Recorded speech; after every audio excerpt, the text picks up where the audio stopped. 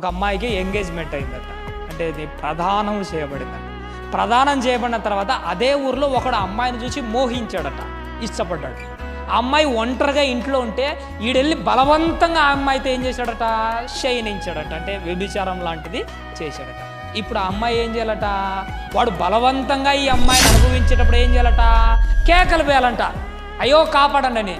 ఒకవేళ కేకలు వేయకపోతే అప్పుడట ఆ అమ్మాయిని వాడిని ఇద్దరిని బయటికి ఈడ్చుకొని వచ్చి రాళ్లతో కొట్టి చంపాలి. కేకలు వేసింది అనుకో, అమ్మాయి కేకలైతే వేసింది, తప్పు వాడిదే కాబట్టి వాడిని మాత్రమే చంపండి. ఎందుకంటే ఈ అమ్మాయి కేకలైతే వేసింది, కేకలు వేయకపోతే ఆడితో పాటు ఈ అమ్మాయిని కూడా రాళ్లతో కొట్టి చంపేయండి. ఎందుకో తెలుసా, సైలెంట్గా ఆ తప్పును అంగీకరించింది కాబట్టి అది బతకడానికి వీల్లేదు. ఒక పాపం చేసేటప్పుడు నువ్వు కూడా సైలెంట్గా అనుభవించావు అనుకో, దేవుడు నీకు వేసే శిక్ష కూడా ఇలాంటిదే.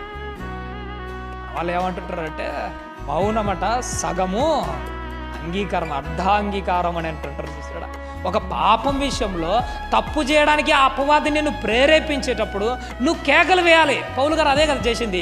అయ్యో మేలైనది చేయాలని ఆశ అయితే నాకు కలుగుతున్నది, కానీ నా వల్ల కావట్లే, ఈ శరీరం నన్ను ఈడ్చుకొని వెళ్తుంది, ప్రభువా ఈ పాపం నన్ను లాక్కొని వెళ్తుంది అని పౌలు గారు ఏం చేస్తున్నారు, అక్కడ కేకలు వేస్తున్నాడు. భక్తి జీవితంలో పాపం నిన్ను ఈడ్చుకొని వెళ్ళేటప్పుడు కేకలు వేయాలి. అదే నువ్వు కేకలు వేయకుండా సైలెంట్గా దానికి సమ్మతిస్తున్నావంటే దాని అర్థం ఏంటో తెలుసా, ఆ రోజు ఒక కన్యక పాడు పని చేయడానికి ఒకడు వచ్చినప్పుడు ఆ అమ్మాయిని అనుభవించేటప్పుడు కేకలు వేయకుండా సైలెంట్గా ఉండదంటే ఆ అమ్మాయి కూడా దాని విషయంలో సముఖత చూపించినట్టు దానిని రాళ్లతో కొట్టి చంపేటంట. దానికి బట్టిన గతే మనకు కూడా రేపు నరకంలో పడుతుంది.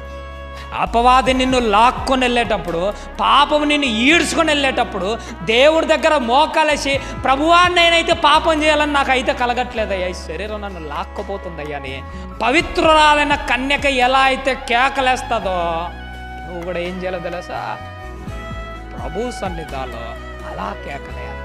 అప్పుడు దేవుడికి మళ్ళీ బాగా నచ్చుతావు. ఆత్మీయ జీవితంలో గుర్తుపెట్టుకోండి, పాపం నిన్ను లాక్కొని వెళ్ళేటప్పుడు నీ మోకాలు ఎప్పటికీ భూమి తగులుతుండాలి, నీ కేకలు పరలోకంలో మోగుతూ ఉండాలి.